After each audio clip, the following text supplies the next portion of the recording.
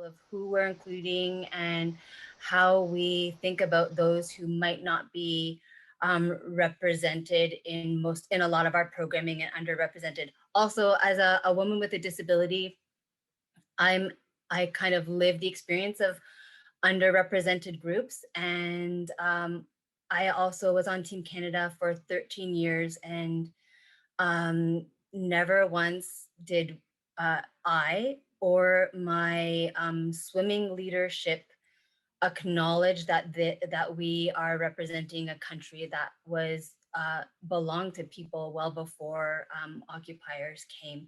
So I am slowly but surely trying to help navigate these conversations within the sport community now, to say it's more than having ancestral and Indigenous territory recognitions at the beginning of meetings and conferences, and wonderful dancing and pavilions at different games. We need to actually take action and make sure we're taking opportunities to include Indigenous peoples. So today, this is the last free virtual pilot for All Youth Matter. This was developed with 250 youth about 5 years ago through viaSport. A government agency came to viaSport and said, we want you to develop an inclusion training so that underrepresented populations and youth can be successfully included into programming.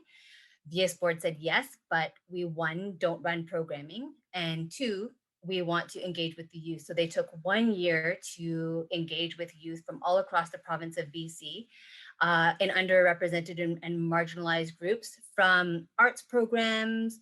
We had an art facilitator run the sessions. We had a youth ambassador who you'll virtually meet in a video later, quite early on in this session. And the art facilitator had connections through social justice. There's also Red Fox Society. There were sport programs, Connect Autism Network.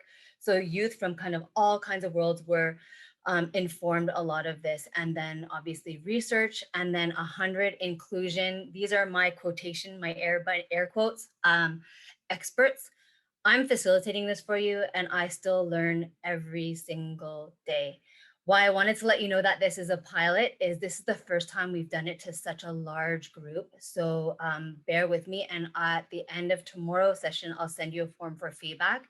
And then we're going to press pause on these virtual pilots and really look back at all of the feedback and find out if this is the best way to deliver it. Because inclusion training, sometimes we have these light bulb moments where we holistically and think we have the best intentions, and then all of a sudden feel like, oh, I maybe once put my foot in my mouth, or maybe 100 times put my foot in my mouth, or my team, my program, I myself didn't think of that. And so when you're a facilitator for these types of training, when you can walk around the room and check in with people and read people's faces and body language, we just want to make sure if this is like the right platform. I'd like to take attendance, but 60 plus people is a lot to do, and I can't take the time for that. So if you go back to Whova, if we take a break, I put a Google form. This is for two purposes. viaSport connects you with more than 100 resources that are deeper learning beyond this after it's all done. And also for any coaches who collect PD, professional development points for NCCP, I need that information to pass along to viaSport to give you that. So I'll give you a few reminders throughout, and I put a Google Forms link in the Whova chat box. So that's kind of that. It's going to be interactive. I know chat is off, so you can take yourself off mute. And then there's a fillable workbook PDF that's also in the Whova app. So if you don't have it yet, go back over there, scroll down to the bottom of the session, and you'll see AIM, AYM, fillable workbook. And that's a really great resource to have because I'll refer it to you a few times. Penny, do you have anything to add? Yeah, I was going to say that we're going to use the Whova chat because for some reason Q&A isn't working. So if you have any questions, join in there. And I will be able to tell you who attended the sessions afterwards. Oh, sweet. That's all. Okay, thanks. Okay. Bye. So I might need PD points, so I don't know if you collected that, or NCCP points if you collected that in your registration. If we don't need to do the Google Forms, then forget about it.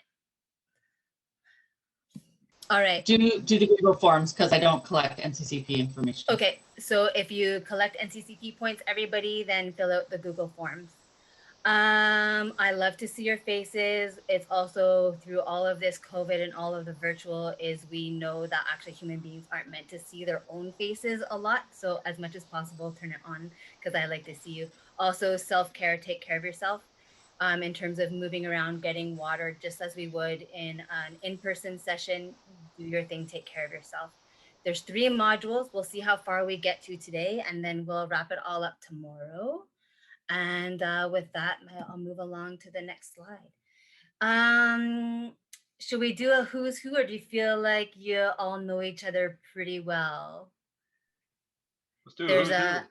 Let's do a who's who. Okay, so if you're on your computer or some sort of device, open up another window. This also works on your, if you have a smartphone. So type in www or just menti.com. And the code that you need to put in is 69343184. And you should see the screen that I'm sharing right now. So it says my role within the sports system is, yeah, people are filling it out. So that means that people can access it.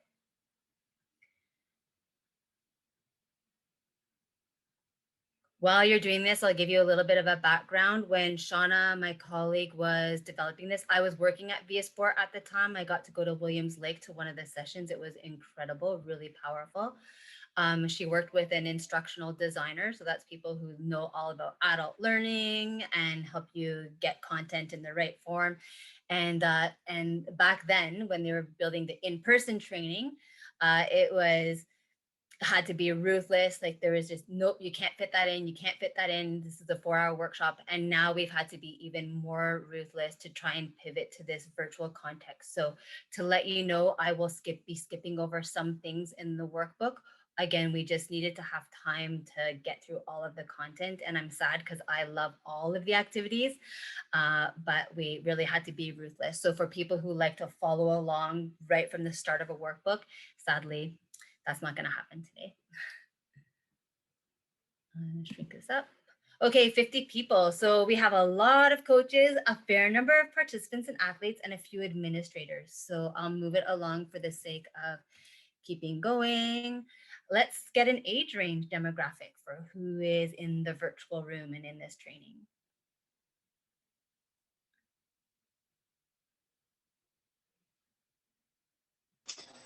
That was optimistic to have 100 plus in there. Yeah. Back when we worked together, Penny, there was a curler who was that old. Wasn't there? 99 or something? 104, I think, was the oldest. But wow. There's a curler in this group that I just met in the last networking. But we can chat later. Goes with Shannon. Nice. Everybody, to let you know, these are interactive components, and again, with such a large group, breakout rooms might be challenging. We'll give it a try. If that, I think I saw that capability there.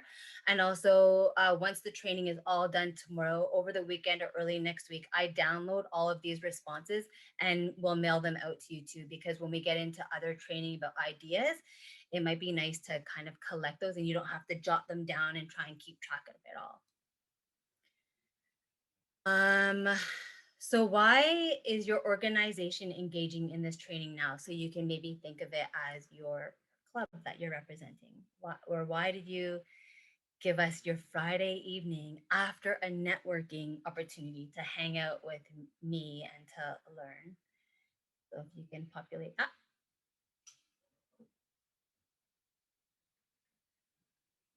And while you're doing that, I'm trying to think if there's any other, it's interactive. No, I'll just leave it there for now.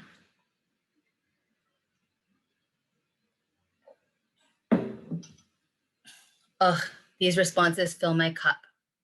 to improve, to learn, to make a difference, expand our knowledge. Amazing. Ugh. We need all coaches to think this way. As a board member, we need to make sure that we're doing our best to include. Phenomenal.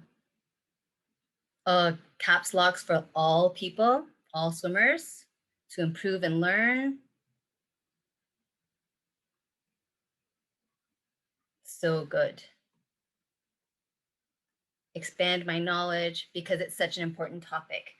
Super. I'm going to bring us back to the PowerPoint. And this is where I guess I kind of give a little bit of a reality check. I've covered all of this.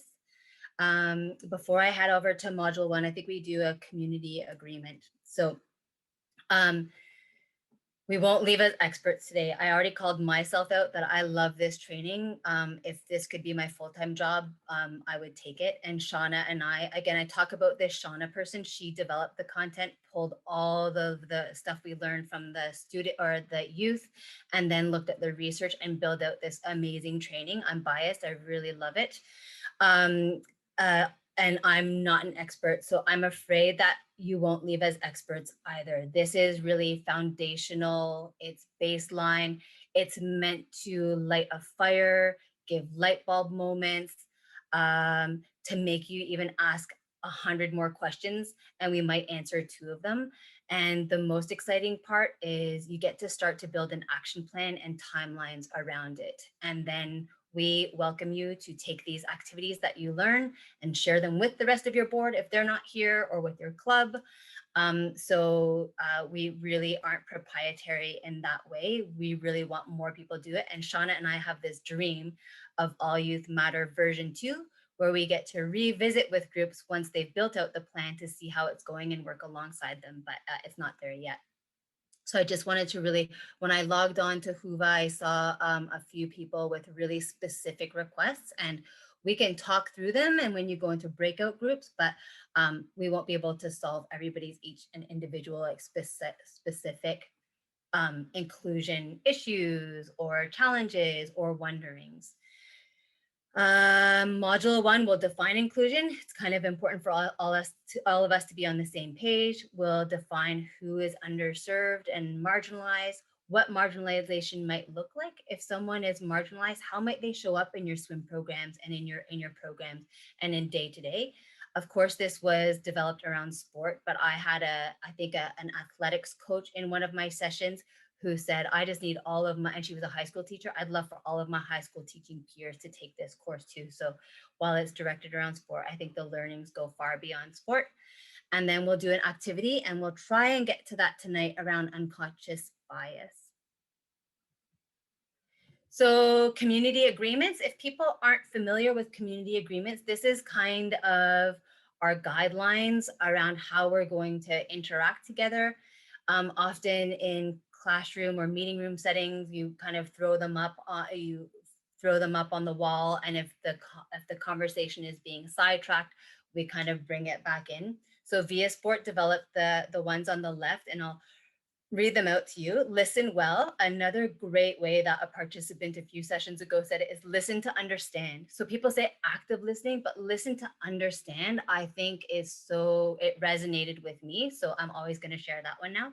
Talk straight. Try not to beat around the bush. We are squeezing a lot of information in. So talk straight. And this is one I always said, and I know Lee was in a session with me earlier this year, summer, spring, fall. I'm not sure what time of year that was. And I think I might have said it then. I really don't want people to get hung up on language, especially when it comes to diverse populations. A lot of people think, I might not be politically correct. I don't know if I'm using the right term. I would rather we all agree that we're coming from a good place. And if it's outdated language, then maybe we can agree that it's a safe enough place that you'll hear me maybe say it in a different way, or I can check in with you afterwards. But I would rather you join the conversation and ask the question or share a story than not talk at all. So it's a safe space for using whatever term you most know. Like Sheila said, diverse abilities. Some people might say disabilities. Some people might even say handicap. So that's one example for you. So talk straight and don't let language hold you back. Step up, step back. I absolutely love this one, depending on where I am. I might be one that's like the first to put on my hand, to talk first. And then in other contexts, I know I'm the shy one. For me, it's in my day job. If I'm in a meeting with the CEO and VPs, I second guess myself and I don't speak up, even though I think I might have a good point. So if you think about what environment we're in now and who you might be, maybe you just think about who you are and try and think of the other ones.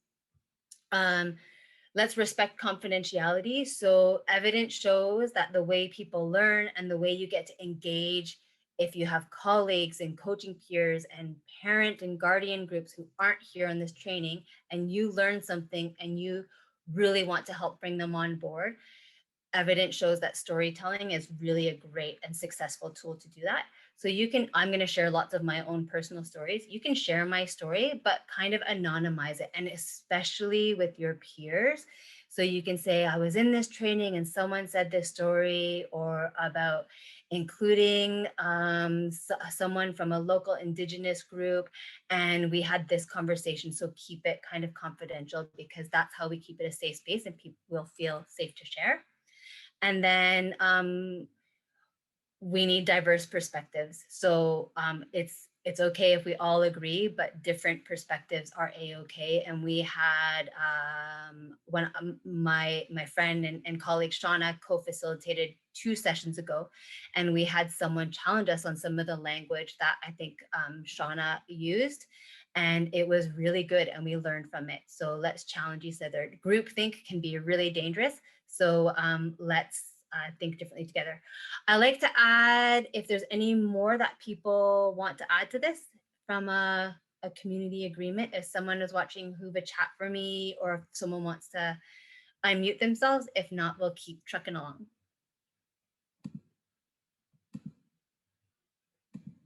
Okay. So this is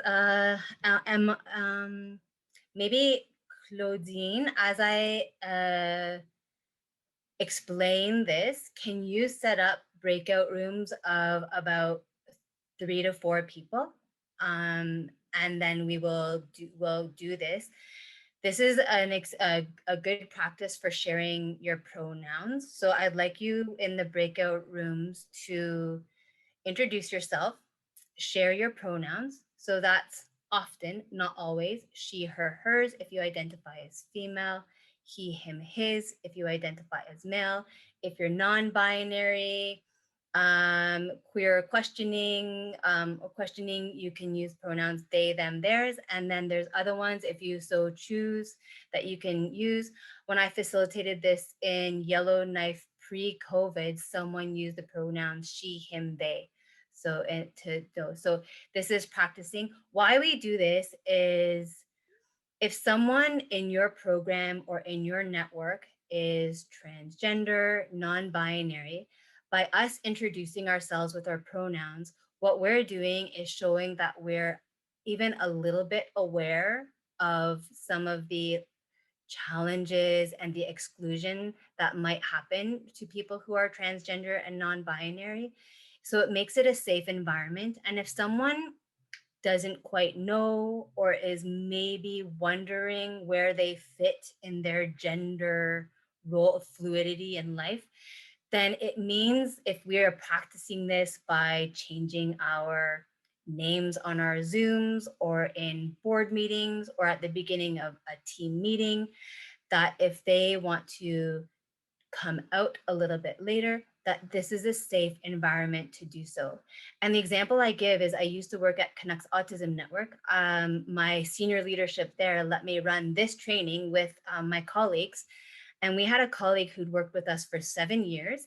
And about 1 month after this training, when we all started to implement using our pronouns, and I explained why it was important, this colleague of ours changed their pronouns. And it was all because we had this safe environment to do so. So you can't make assumptions. It's really dangerous. So that's my long explanation to why we do it. And it does sometimes feel awkward when you're not used to it. Remember, the endpoint is for an inclusive environment. So share your name and your pronouns, and then share one story about a time within sport and recreation, maybe within swimming or the aquatics realm, where you felt included or excluded. And then we'll come back. So this is starting to hear different people's experiences within sport. So are we good to go to breakout rooms? And we'll go for 5 minutes. Okay. Quick storytelling. Quick. Yeah. Okay. Yeah. So some of you have already come back. If you would like to change your pronouns on your Zoom photo, if you hover over your own picture and click on the 3 dots, it says rename, and you can do that. So you can practice, no pressure, but you can practice doing that. Let's see how many people are back. Oh, 60, yes, perfect. Whew. All right, so for the sake of time and for how big this group is, I won't do a share back, but hopefully the variety of the stories that you were able to hear demonstrated that being included or excluded can come in so many different worlds. And the one, I have so many stories, but the one that kind of is both inclusion and exclusion for me is I was 15 years old when I made my first Paralympic swim team. And I was in high school, and by that time I was in a specialized, I grew up in Ontario, it was a sports school within a typical high school. And so rather than like health, we took nutrition for athletes. Rather than phys ed, we got to do weightlifting for our respective sports. I was the only athlete with a disability, and everybody else was like trying to make Team Canada's or junior Team Canada's or even Canada Games. And they were all my friends, and we respected each other. And way back in 1992, you used to get your uniform before you went to the country. So those were in Barcelona, Spain. So I got my Team Canada gear beforehand, and I was so proud. I put it on for one of my classes. I probably broke the rules. I probably like ruined my athlete agreement sign off or something. And I heard my teammates or my classmates who are really good friends of mine, who like we pumped some hardcore heavy weights together, like we all saw each other as athletes.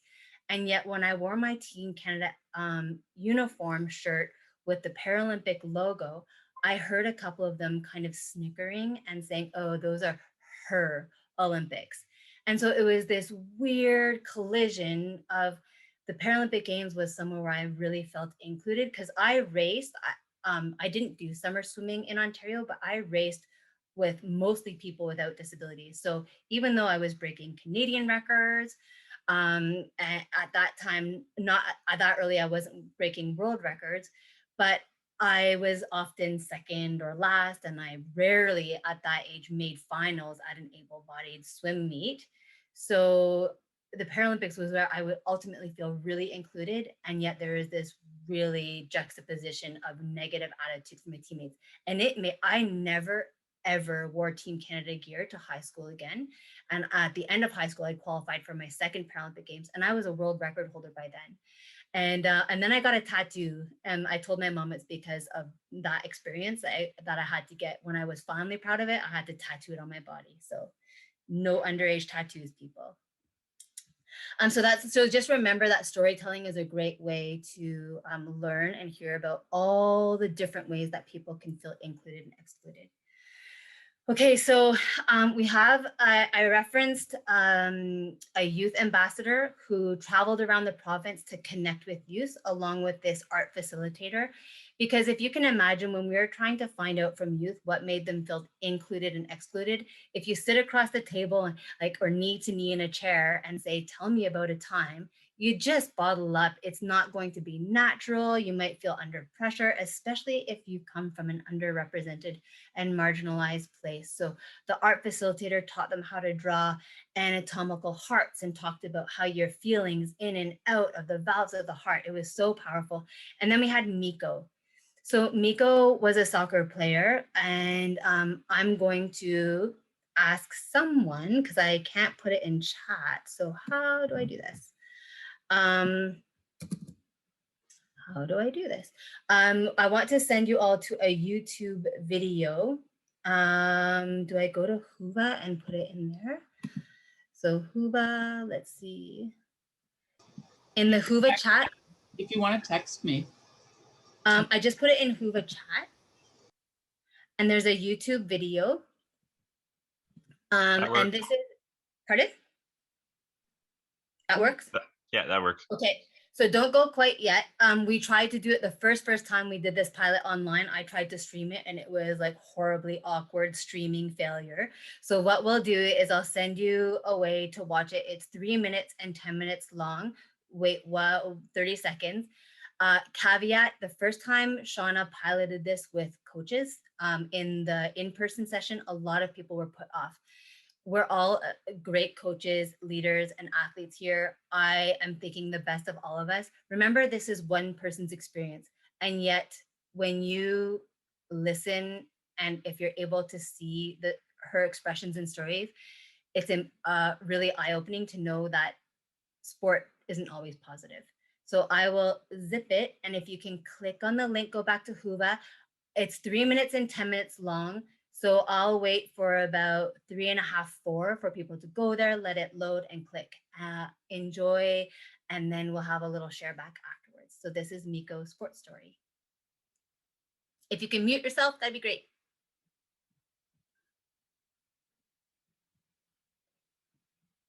Sports that really.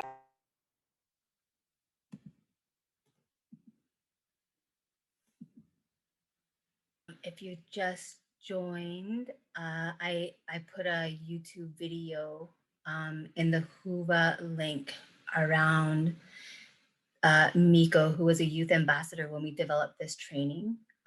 Everybody is going to come back in about a minute's time. So I'll encourage you, if you've come in and you can hear me, to watch it afterwards.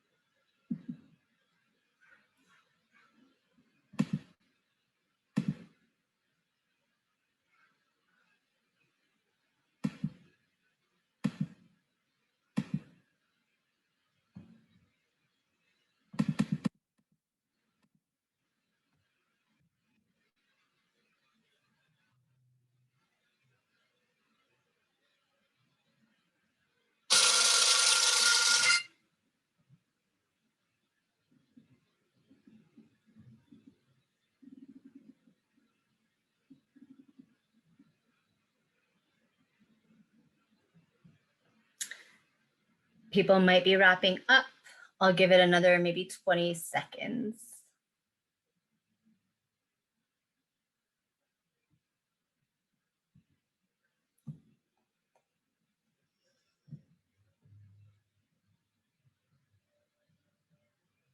All right.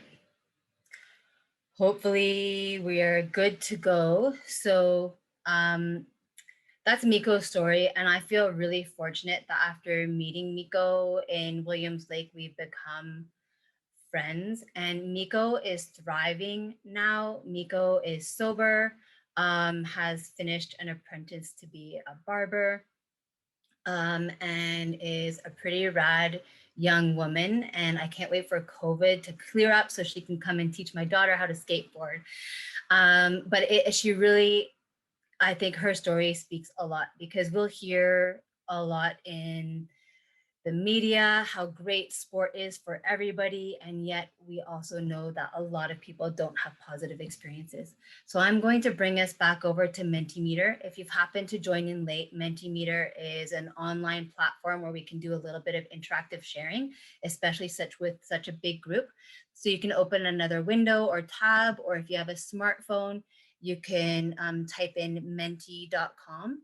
And there's a code 69343184, and we'll answer some questions around Mikko's story. We're not going to do that one. We're going to do this one. So what struck you most about Mikko's story?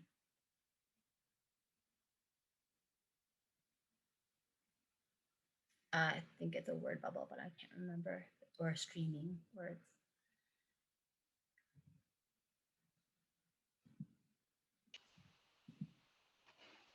That it's important that she is surrounded with coaches that become their second family, and to train their athletes to be well-rounded, let's say on the pool deck or off the pool deck. Thank you, Dawn. Yeah, so seeing everybody as a whole individual, if I was to synopsize, and that's something that came out loud and clear. So big time. There's so many, oh, what a loss. Ugh. Her loss of potential, the side effects. There's so many stories that people take away, and some things resonate differently. Maybe when you're a participant, you read into Mikko's story differently, maybe something resonates. So like I said, I'll share all of these with you. There's another question coming up, and in what ways was Mikko's story either positive or negative? And you can pick one or the other. You can answer for both, because there was some positive. A lot of when I talk through these, what we've always broken this training up virtually into 2 sessions, and I did one with iSpark a few weeks ago, Indigenous Sport and Recreation Council, and we came back on the next day, and they said, I was having dinner with my husband, and we're both coaches, and we were talking about it, and we thought back to 1 or 2 experiences where we maybe dropped the ball, and I said, it's really hard to be, it's really easy to be hard on ourselves when we have these aha moments. But I think for now, let's be kind to ourselves and think of them as missed opportunities. And so for Mikko, there were positive experiences and there were missed opportunities. But once you know, I wouldn't give you the okay for a missed opportunity. We have to really keep ourselves accountable. So be kind to yourselves as you learn. This is where when we're rocking the room, I want to make eye contact with people, make sure they're feeling okay. So the coaches didn't care about their physical mental health. Just to let you know, Mikko does present as pretty androgynous, but she does use the pronoun she, her, hers. But thank you for maybe thinking of that when you wrote that, whoever shared that. Mikko loved her sport, but it also became very difficult. I'm not going to read all of them, obviously, but she learned a lot from sport. And what's amazing is she's giving back now. Isn't that just incredible? That she really wanted to give back. So she had, in the end, quite a negative experience, but she's giving back. And the last question around Mikko is, what can we take away? What's the difference between participation and inclusion? So showing up on the pool deck or signing up on a registration form and really feeling included. And if you, I love that Dawn just took herself off and shared. So if you don't like using Mentimeter, it's not cooperating, you don't type enough, or you don't like typing on a phone with the, yeah, take yourself off and contribute verbally too. No pressure, but more than welcome. Inclusion is feeling welcome. Always ask your swimmers how you're doing. Sometimes I read these and I was like, we could stop here. Because people, that gut feeling. Inclusion includes wanting to be there and happy to be there. Athletes need to feel seen and heard as a human. Boom, this is something we learn in this training. Being seen and heard and valued. Participation is people joining the team. Inclusion is being part of the team. Social connectivity is vital. Oh, so good. There's more people adding to the conversation. I'll leave it for about 30 more seconds. Always be open-minded. Being physically welcomed as well as mentally welcome. Yeah, that emotional safety is a big part of showing up and feeling included. You are superstars. That makes me very hopeful. And I don't know if this is opening a can of worms and I can stick around after, or I'll check in with Lee and Penny afterwards, but I'm wondering if summer swimming is going to happen this summer. I hope so, because last summer we were going to get my daughter signed up. And So maybe, anyways, that's for a side conversation. But thank you all for contributing either verbally or on Mentimeter. So this is where I kind of feel like I break all the facilitator rules and I read from the slide. Facilitation 101 is unless there's someone who requires it from a learning disability, neurodevelopmental cognitive disability, or with a visual impairment, you really shouldn't read off the slide. And even then, if you're synopsizing for everybody, you should be able to do it. So I just gave you an example there of an inclusive practice. So you, drawing out a little bit further and self-reflecting on Indigenous territory acknowledgements and greetings is an inclusive practice, using your pronouns, and then recognizing that not everybody might learn. And so if someone was blind or had a visual impairment, and I had a slide where I did this in the session I did with some of the BC Summer Swimming folks earlier this year, I had a slide of photos of myself. I needed to describe what's on it. We have a graph. So anyways, I'm gonna break all facilitation rules and read this because anytime I ad lib, it fails epically. So inclusion is both an ongoing active process and an outcome. When organizations and individuals adapt their practices and behaviors to respond to others, then people feel included. This is the part that I'd like you, the last sentence is inclusion is complex, individualized, and ever-changing. So at the moment, I can't remember the names of the two folks who put questions in to the chat prior to the session, but that's why I couldn't answer the specific questions. There was one about an experience coaching in Texas and including a trans girl into the program and having to navigate conversations with parents. And then there was another one around including a swimmer with a learning disability. The part that we need to remember around inclusion is it's complex and it's ever changing and it's individualized. And why we bring it up here is sometimes we get further down in the training and then we're like, oh, we haven't actually set the bar to understand what inclusion is and why it's so important. And it's mostly because a lot of us hear in the headlines or in social media, sport's great for everybody. Well, this is evidence that it's actually not. Marginalization, another definition. Please bear with me. Marginalization is the process of pushing a particular group or groups of people to the edge of society by not allowing them an active voice, identity, or place in it. Marginalization can occur in many ways, big and small, and vary based on geographical, historical, and social context. Marginalization has a negative impact on psychological, emotional, and physical health. So with that, I think we'll do popcorn style verbal sharing. We'll see how it goes. This is a really big group.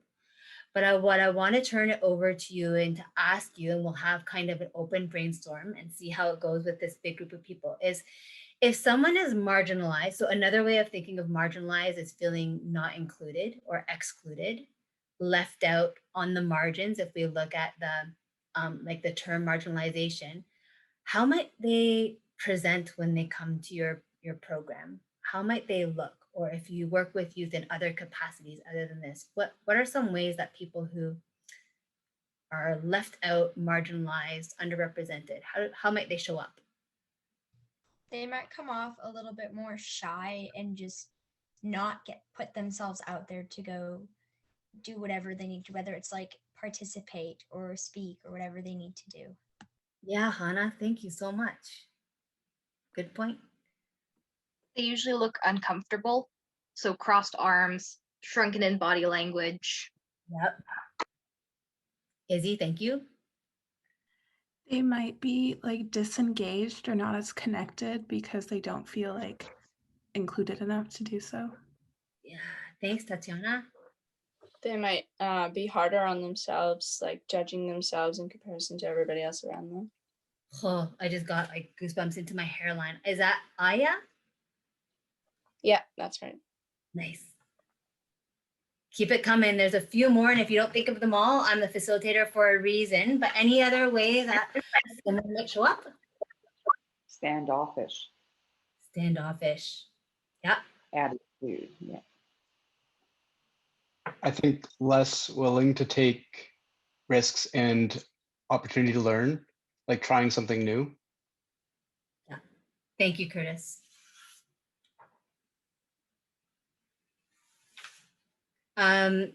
Other ones, when we worked with iSpark maybe a month ago, he works with at-risk and underrepresented youth almost solely from the Indigenous. He said also the list that we have is a lot of kind of more negative, closed up, like the examples we've had. He said also some of them are the most caring and open individuals he's ever had because they face so many barriers. They don't want to perpetuate those.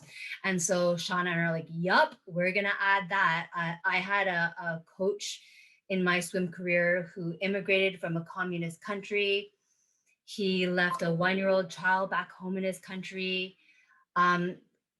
I was one of the first people that he in Canada, and this was probably 30 years after his Olympic career for the communist country.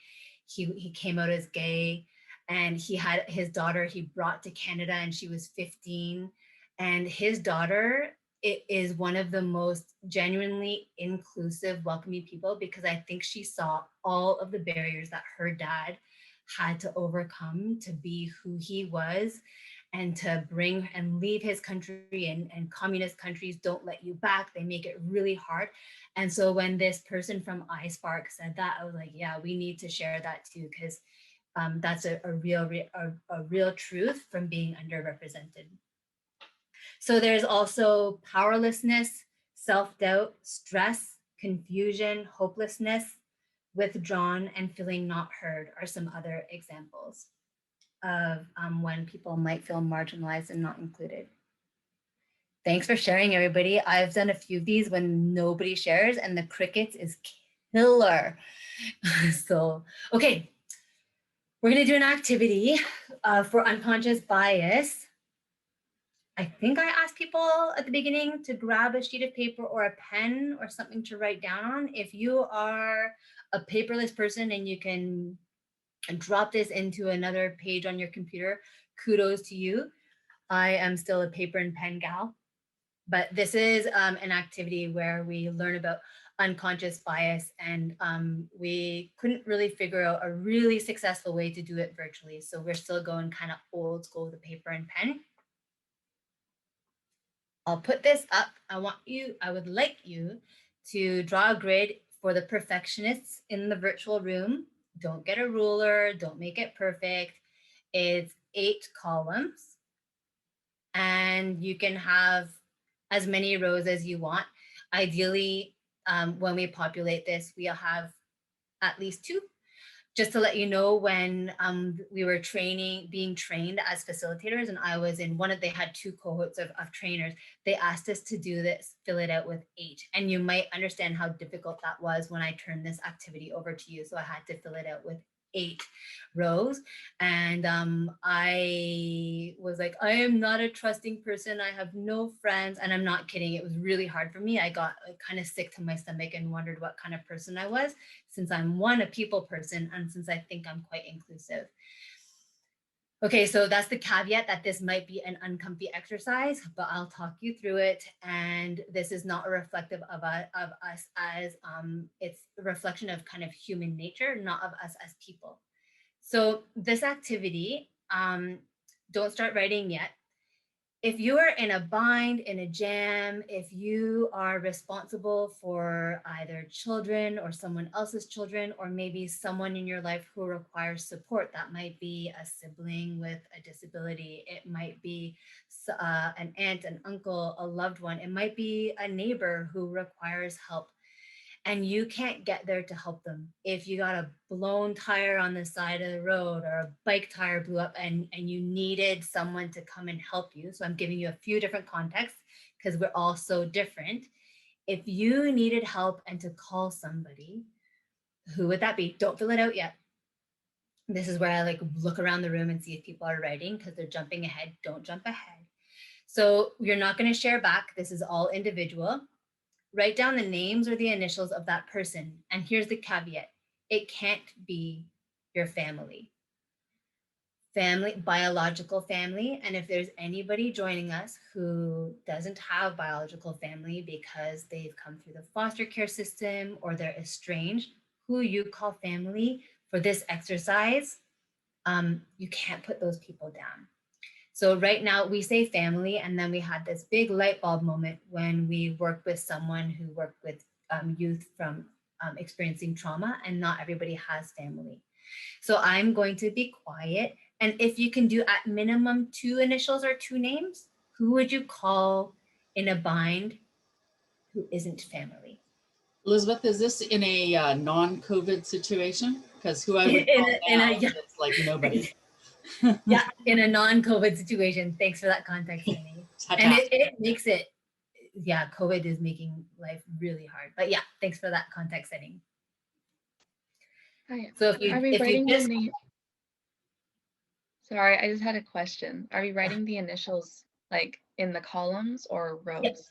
down that underneath the header. So down that column, you would populate. So if I'm using my pointer here, you put the, if you can see in that first column, put down some initials or names. And remember, it's confidential. It's only you. We're not going to share back. I think I still have mine in my participant workbook slid in there. I got to do it in person from when I did it. I'll give you a couple moments. I think we're wrapping up at 9:15, so we have just over half an hour together. Is it 9 o'clock or But only 9:15? 2? No, minimum of 2, and then as many as you want. If you have 37, I mean, hallelujah, I want to be you. And everybody is so different, so don't compare to others.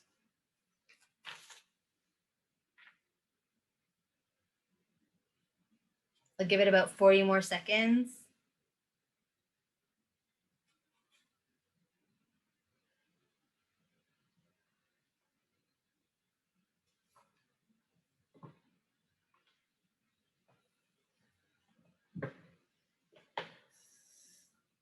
Okay, so now on the next slide, I'll ask you to populate the rest of the header on that first row. So next up is gender identity. That would be female, male, trans, non-binary, just to help. Some people still are getting mixed up with sexual orientation, and that's okay. We're all learning. Next one is race, ethnicity, then age, sexual orientation. That might be gay, lesbian, bi, asexual. There's lots of them there. Heterosexual. Then there's education, disability or ability, diverse ability. For this, we can also add mental health. Someone asked that a few sessions back, and you could slide them in there. There's this weird stigma in mental health, and there's this weird in a way that there's stigma around mental health. There's also perceived stigma around disability, and some folks with mental health don't want to identify as disabled. But someone asked and they said, I don't know anybody with a disability, but I have lots of friends who struggle with mental health issues, and especially in COVID times. So I think you can slide them in there for the sake if you want to. And then first language spoken. So then once you've filled out that header is, can you populate the rest of the table based on who you listed in that first column? And I will give a couple of minutes to do that. And I'm gonna pop out and kind of read the virtual room as you do that.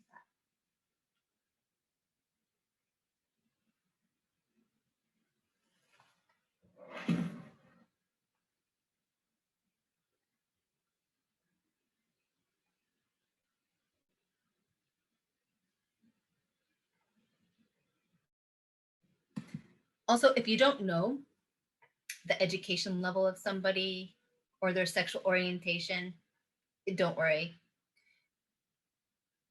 Skip over it. If you never asked, then it doesn't matter. Or any other, if you don't know their exact age, don't worry about it.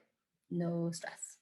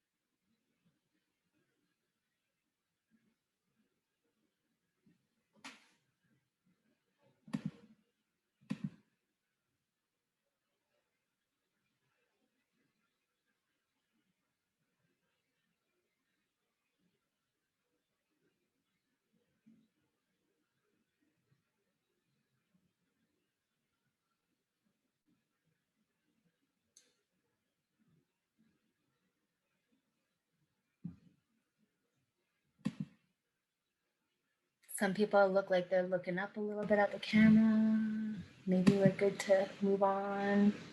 Some people are still, maybe I'll give 20 seconds. In the room, I could kind of glance and see how people are doing, but we're not sharing back, so we can keep it.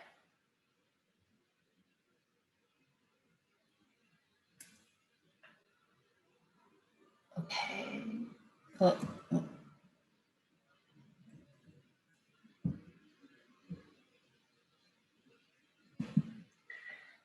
All right, so I'm going to explain the exercise or what this tells us. If we go back to that analogy of the circle of trust, and I'll bring you back to the graph, the table that you just populated, is this outer circle. There's 3 circles here, and this is actually also in your workbook on pages 9 and 10. If you want to follow along, or if you like to type notes, you can do that. So that outer circle tends to be the most diverse. So that's maybe the folks that work at the coffee shops. It's the people that if you take transit to work that you see at the bus stops or when you walk the dog. And that is all the evidence shows is that is the most diverse world that you have. The diversity is just a lot broader and a lot bigger in that circle. And then as that circle narrows, and maybe it's the parents, if you're have children in school, or parents in the swim club that aren't the ones that you've really befriended, or might be in your circle of trust, they're the ones, and the acronym for this is kind of fun. It's comfy. Like, I'm cool with you. I'll stand in the front yard and talk to you, but I might not have you over for dinner. So as that circle of people that you interact with narrows, the diversity also starts to become less and less diverse. And then the trusted circle, which is typically this grid and table that we've all just completed, those are the people that are the people we would call if we were in bind.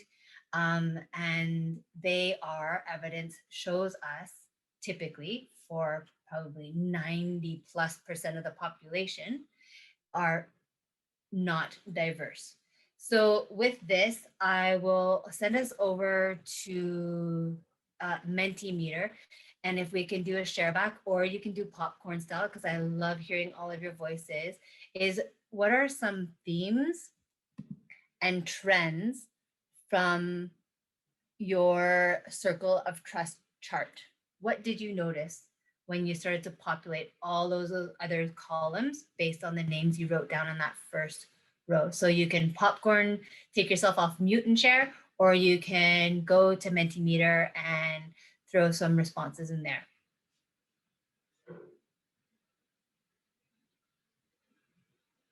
You have a small group of network. Yeah, that was me too. My group is really homogenous. Really homogenous. So for people who might not know what that means, it means really like you. Yeah. Very so similar. Yeah. Yeah. Also all people that I work with, which is very strange. Interesting. Yeah. Or have worked with. Or have worked. Thanks, Sheila. Same gender, same age, looks like me, Caucasian. So in true bubble style format, the words that are bigger are the ones that are kind of repeated.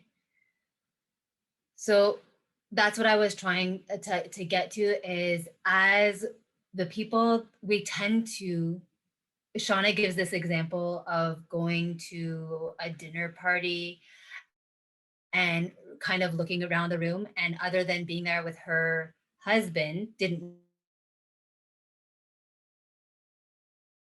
know anybody, and she was scanning the room, UBC as well, and was working on a master's, and she caught herself wanting to kind of scooch and find a seat, and she's like, oh, human nature just does it.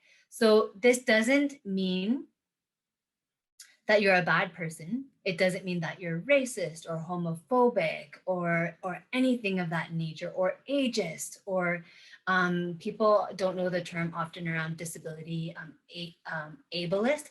It doesn't mean any of these things. It's human nature. So I think I have another Mentimeter question. Nope. Nope, I don't. That's like secrets. You don't know. So we'll do popcorn style if I bring you back. Why is it important for us to know that we have these unconscious biases? We've done this activity. We know that for the most part, we surround ourselves in our close-knit group by people who are more like us than different. Why is that important for us to know when we are leaders in sport programs or when we are teammates in sport programs? Popcorn style. Let's throw it out there.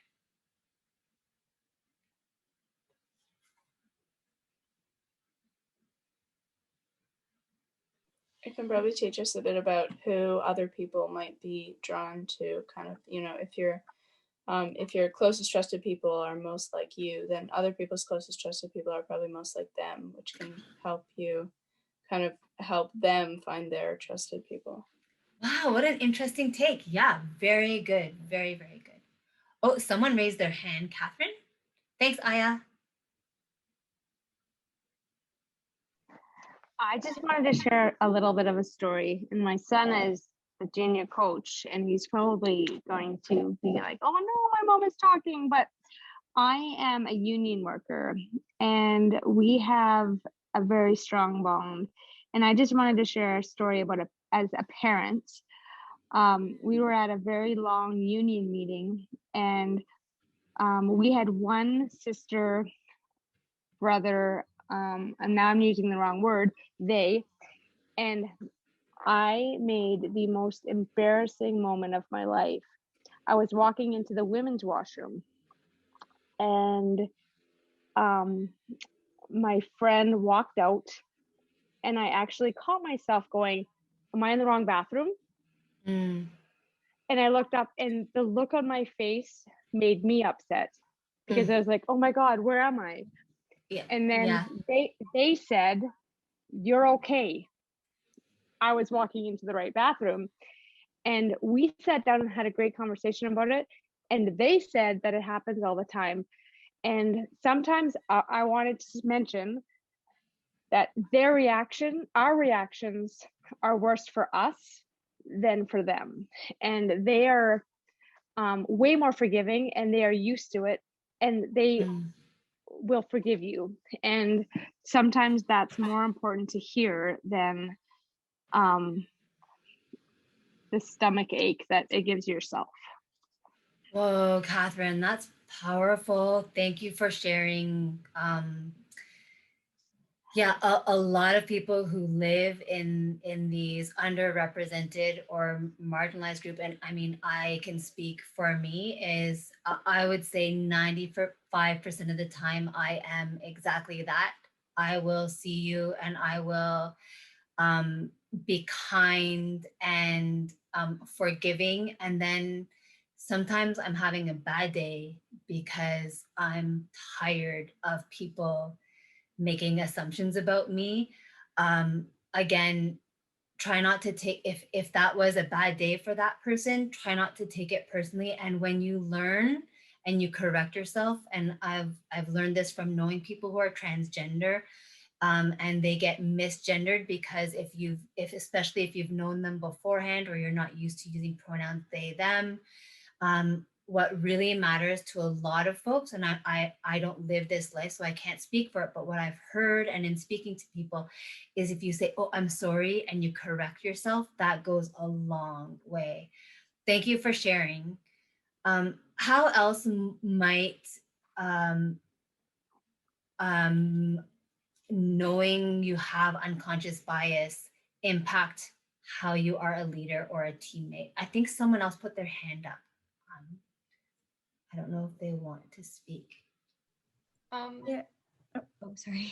I was just going to say it's important to kind of be conscious of the unconscious biases you have as a coach, in terms of like favoritism towards kids that like, and you might not even realize it, that might like remind you of yourself when you were their age and stuff like that, and how you might treat them differently or put more effort into how you coach them and how you teach them and stuff. Yeah, wow, goosebumps up my spine again. Thanks, Sophie. Yeah, that's a good example. And one of the things we heard, and I try and weave in quotes from the youth throughout the training. We got to collect the art that they made, and so they got to kind of write things on the margins and in their art. And at one point, one of the youth put their hand up and was like, "Wow, so you're just trying to get people not to be a-holes?" And we're like, kind of. At the end of this all, yeah, but we're trying to figure out how to build schools out for people. And then some people said, just get to know me on an individual, like get to know my name. But to what you just said, Sophie, some of them, and this was themes from 250 youth, was if you're leaders or if you're my peer, don't be cliquey. And cliquey is that circle of trust. So if you know you have unconscious bias and you're naturally drawn to people like you and you're running a program, we need to be aware of that. And also, as we get further into this training, if you don't know anybody who has a disability, you might not even think about what is required to include someone with a disability because you don't have experience with it. And that's okay. That's human nature. But you've got to bring that, now that you know, you've got to bring that along. So that's why it's really important. And this comes up in a tool that we share a little bit later, is now that you know this about yourself, and some of us in this virtual room might already, 67 of us, I think last time I checked, might already know this. It's important to remember that. So thank you. And one last thing, and this came out in the facilitator training for this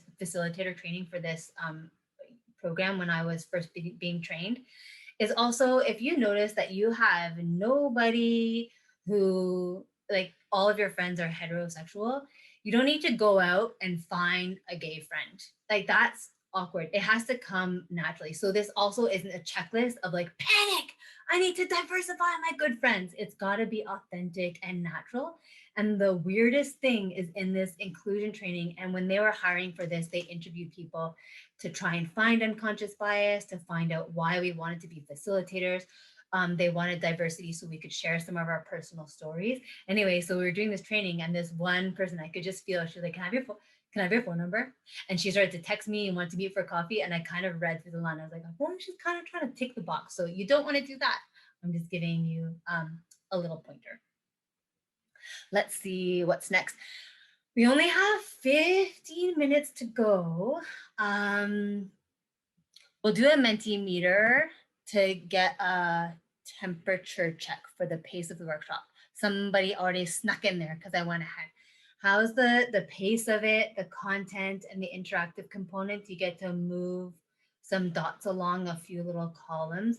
And then I think I might try and push on so that we can introduce the framework. So tomorrow we can get into some really cool case studies. And you can kind of sleep on the framework. So that's the big tool that will help us really get into reflecting on our own selves and our programs and how inclusive they are. And then there's 4 amazing case studies, and then we get to build an action plan. So I'm really sorry if I'm pushing you to your limits and not giving you a break. Normally I do, but I'd really like to cover off the framework, and it's a sizable chunk in 15 minutes. Also, I say that self-care, if you need to go to the washroom, stretch your legs, take a sip of water, do it. So it's looked like it's landing in a pretty good spot. And I don't give you an evaluation at the end of the day this evening. I'll give it to the end of the day tomorrow, or end of the session tomorrow.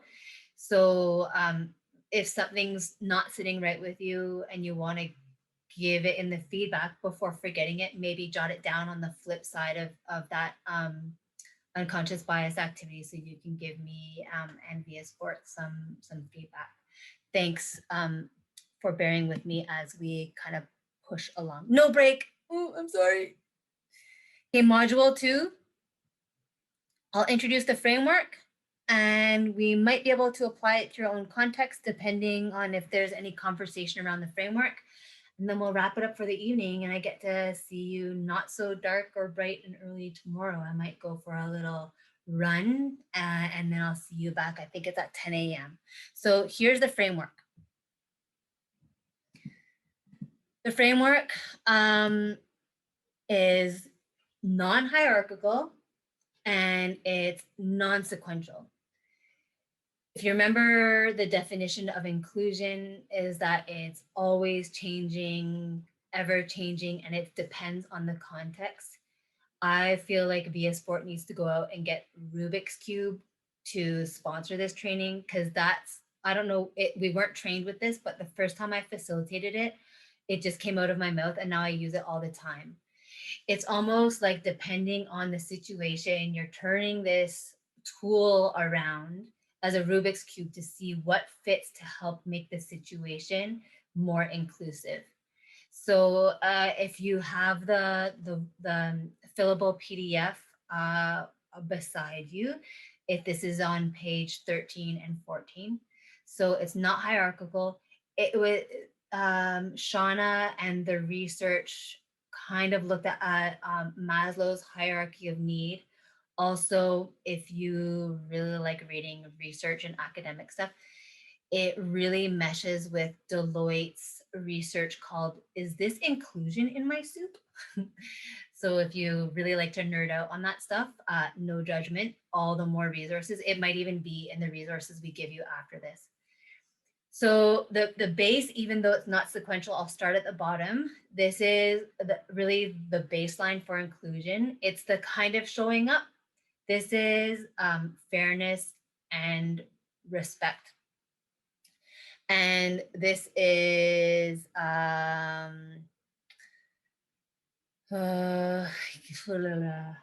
yeah, okay. And then there's value and belonging, and then growth and empowerment. So Sean and I were just experimenting with this.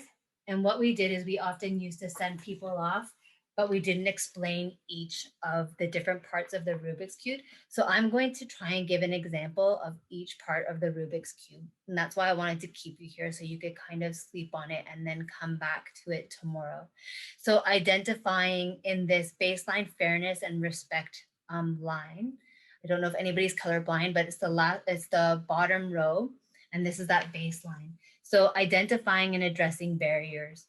So if cost is a barrier, is there financial subsidies, or do you know where to send people and families and participants who may require? That's one example of a barrier. For the example, was it Stephanie who shared about the transgender person in the bathroom? Are there gender neutral bathrooms? That could be identifying and addressing a barrier. Next one over is providing accommodations discreetly. So my husband's a firefighter and they have a charitable donation. He happens to be a firefighter in West Vancouver. It's like, I think it's the most wealthy postal code in all of Canada. And yet someone in the community applied for funding to help get a uniform for their sports team.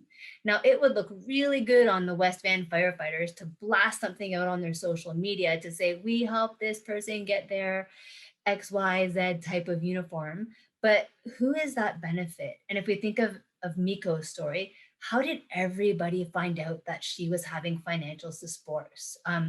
So my two examples are financial, but provide those accommodations discreetly, because that will make it known to the individual that you're doing it for them and not to make your club look good or your program or yourselves. I can only give one or two examples for each, otherwise we will be here till tomorrow midnight. Intervene to stop discrimination. Tomorrow we'll do an activity and we'll try and practice how to stop to intervene discrimination, because it's easier said than done and I still don't have it dialed, but we'll get more in that. But this is where we heard from youth, and you'll hear me say it tomorrow during the activity, that if they're, just because we're in this aquatic realm together, if they're in the pool deck and the change rooms and something discriminatory is said, it could be a joke, it could be directed at a person. If a leader doesn't address it, they're tapping out and they may never show up again, and they may never ever feel included or safe. So that's that first column row. Next up is the yellow middle roll. And I feel like in any situation, getting to know the individual, yes, it takes time, but is it worth it? 100%. And this is where youth we saw nonstop all the time is know my name, and that you'll win me over. And all the great coaches and leaders and teachers that I know do this. And I'm not giving myself kudos. I'm a certified spin instructor. I haven't done it in more than a year because of COVID, but I really make an intent on knowing people's names, on getting their names right. So if someone has a name that I've never heard before and they're like close enough, no, I want to know your name and how it's meant to say. And then I might take little notes on my iPhone to try and remember that person. So getting to know the individual might help to address some of these other things without you having to make assumptions. Addressing your own bias. So this, we've just come out of that own activity. So if you, I am actually really, once I learned about the real history of Indigenous experiences, because it wasn't taught to me like most Canadians, the real truth of the history and residential schools. Once I knew that, I still am so worried about saying the wrong thing, about perpetuating, not perpetuating a negative experience, but of re-traumatizing folks who are Indigenous or have Indigenous Indigenous experiences and families. So we can all be nervous and almost ignore our unconscious biases for fear of not wanting to say the wrong thing. And I'll leave it there, but in a case study tomorrow, this comes out. So if people realize that they might have unconscious bias, which doesn't mean you're racist, it might mean that you're uncomfy, you don't want to say the wrong thing, then you might actually not be making an inclusive environment. Hope that's not too elusive. Using a strength-based approach. I have one or two examples. I'm looking at the time. One of them is, let's say there's someone who's super chatty in your group and maybe really extroverted.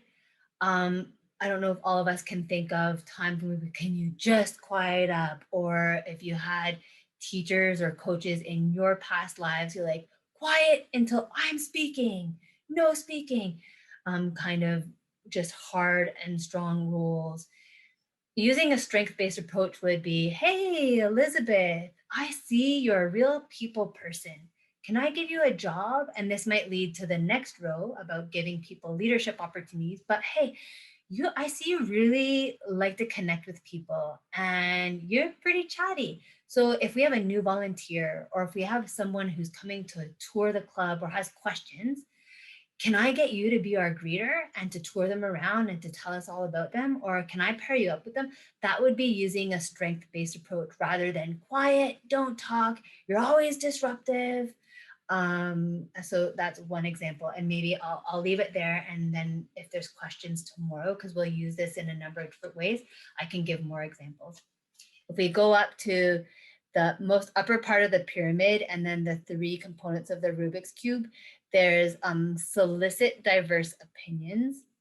So a non-sport context that I give is I have a twin sister, and she went to, and back then it was an alternative high school.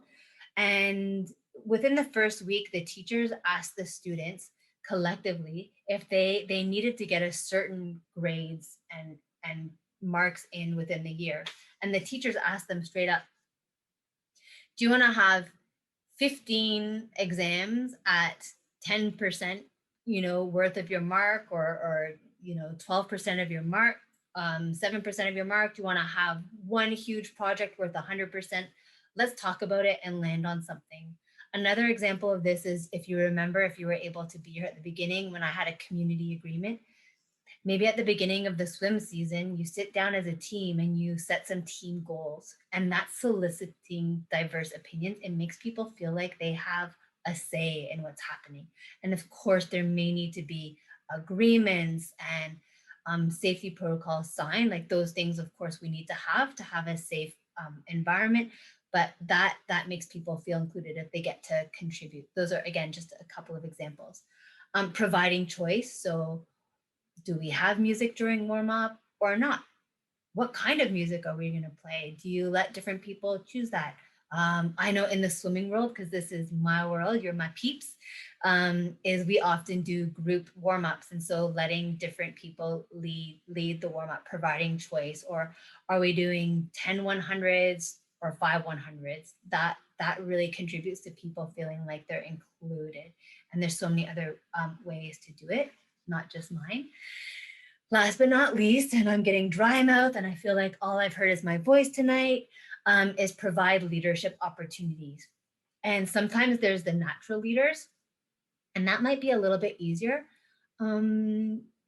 Remember, if you joined at the beginning and you heard in the community agreement, step up and step back, some of us tend to be more extroverted in certain areas.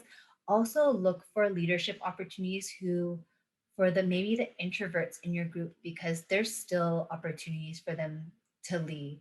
And that could be training them along to be junior coaches, or to help take attendance, to do a presentation at an AGM. If you have a social media, to do a youth takeover of social media.